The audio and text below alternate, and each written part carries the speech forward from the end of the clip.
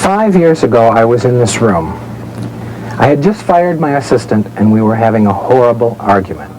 Suddenly, I had a heart attack, a fatal heart attack. I dropped to the floor, and I was dead. I was actually dead for 7 minutes. A woman applied CPR to me and breathed life into me until she finally brought me back to life. The paramedics arrived, and they rushed me to the hospital.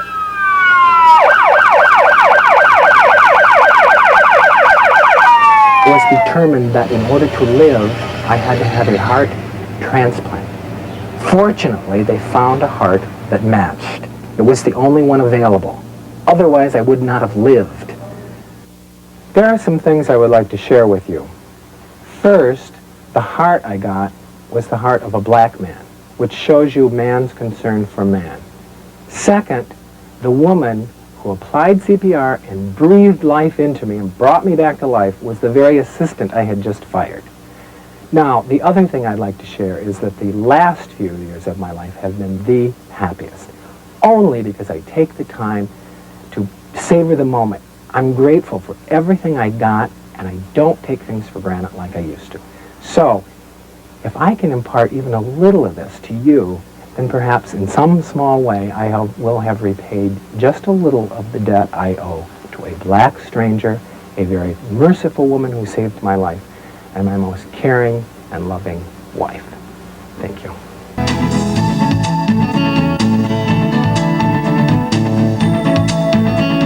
Hello, my name is Octavio Vargas. I am in the 6th grade Mishaw's class. Today we will be interviewing 3 special people. First, we will be interviewing Mr. Blass. He had a heart transplant. We will be asking him some excellent questions. We really appreciate you coming from the valley and taking the time from your busy schedule to be on our show. Our first question is, how did your heart become damaged?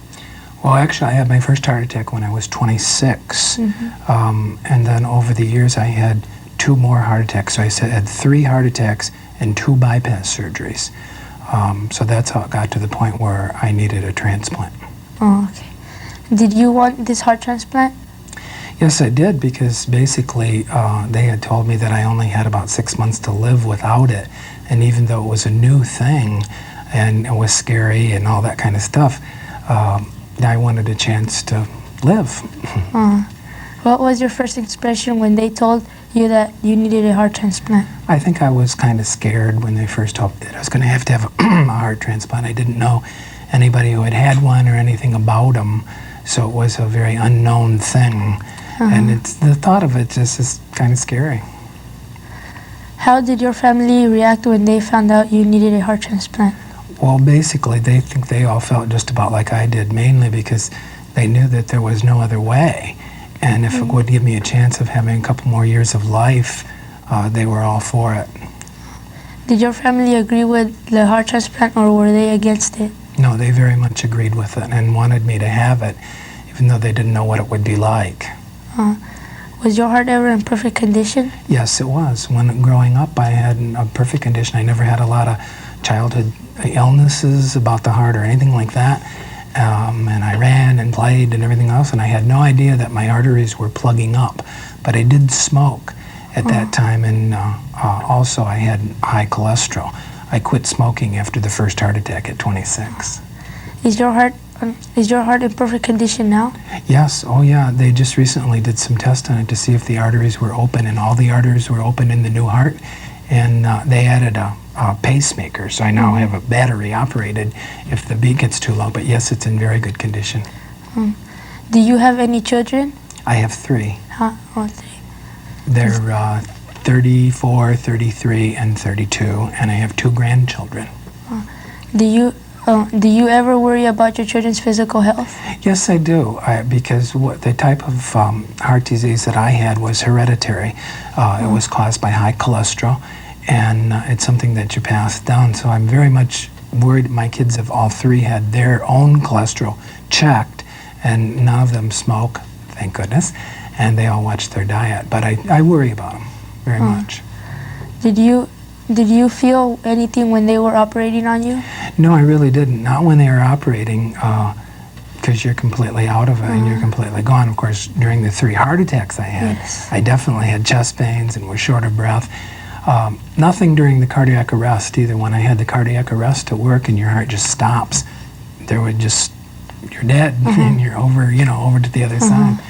So the only time it hurts is when you're having a heart attack, and then it's like a compressing feeling on your chest. Were you scared when you found out that you needed a heart transplant? Yes. It was, it was an unknown thing. I didn't know what it would be like. I didn't know anybody that had one. And I had heard stuff about it, that you'd have a fat face and the shakes and stuff. I no longer have the fat face because I'm not on prednisone anymore. But basically, it was kind of scary when they first told me I had to have it. Where did your heart that they took out go, if you know? I do know. They do research on that. So that would be up at Stanford, and it would be in their pathology lab, and they would, do research to find out why the arteries did clog up and stuff like that, which would help other people. Were you on any machines before you had the heart transplant? On any medicines, you mean? A machine, yes. I was on quite a few different arrhythmic medicines, and then cholesterol medicine and blood pressure medicine. Since I've had the transplant, now I only take anti-rejection drugs and still blood pressure. Were you nervous before the surgery? Yeah, I was nervous, although I felt kind of calm. I was nervous waiting. We were up at Stanford waiting, and then when the call came that they had a heart, there's kind of a big, but I drove myself to the hospital, and then once I got there and I knew that I was going to get the transplant and everything, I felt kind of calm, I think. I think my family was more nervous than I was. At any point in time did you think you were going to die? Oh, yeah. And in fact, I did die once because I had a full cardiac arrest. I was dead for 8 minutes, and I seen the bright light that they talk about and stuff like that. But also, waiting for the transplant up in Stanford, I was feeling more and more and more, and every night I went to sleep, I didn't know if I'd wake up the next day or not. How does it feel when you were put out? There was really no feeling at all. The doctors are talking, and then suddenly you're gone, and the next thing you remember, you wake up and you have a endotrach tube down your throat and you can't talk or anything, for a while. Who was the doctor? The doctor was Vaughn Starnes. He was up at Stanford at that time, and he is now down at USC at their transplant center. You might have seen him on the news because he's done some partial lung transplants and stuff like that. He's very famous. And then also, I've now been assigned to his associate, Dr. Barr, and he was from Columbia, but now is here at USC. How many hours did it take? The transplant surgery was about 4.5 hours. And it's interesting because the 2 bypass surgeries that I had, the one bypass surgery was 9 hours and the other one was 7. So it actually took less time for the transplant. How many doctors and nurses worked during your surgery? There's a team of doctors, but I'm guessing I would say probably 4 or 5 doctors and probably, 8 to 10 nurses. But there was an awful lot of people in the room, that's all I know. Would you have liked to have met the person who gave you the heart? Well, I couldn't very well have met the person who gave me the heart because he would have been dead. But yes, I would have liked to met the family. And I've made my wishes known through Stanford that if they'd ever like to meet me, I would very much like to meet them. Did anything go wrong during the surgery? No, the transplant surgery was pretty straightforward. It was 4.5 hours. During my bypass surgeries, the 2 I'd had prior, I did have a lot of problems. I had a lot of bleeding and scar tissue, and they did, and a couple of times my heart stopped on the table. That was my old heart. But the transplant surgery was pretty straightforward and it went right through. Do you have any friends who have had transplants? Yes, I do. I have about 3. I had a couple more than that, but a couple have died since their transplants. But we try to keep in contact. We have a little group of people. We call each other up when we're having problems and stuff. Did this surgery affect in any way, like your job, family, friends, neighbors, and yourself? Oh yeah, I think it affected the family and it certainly affected me financially.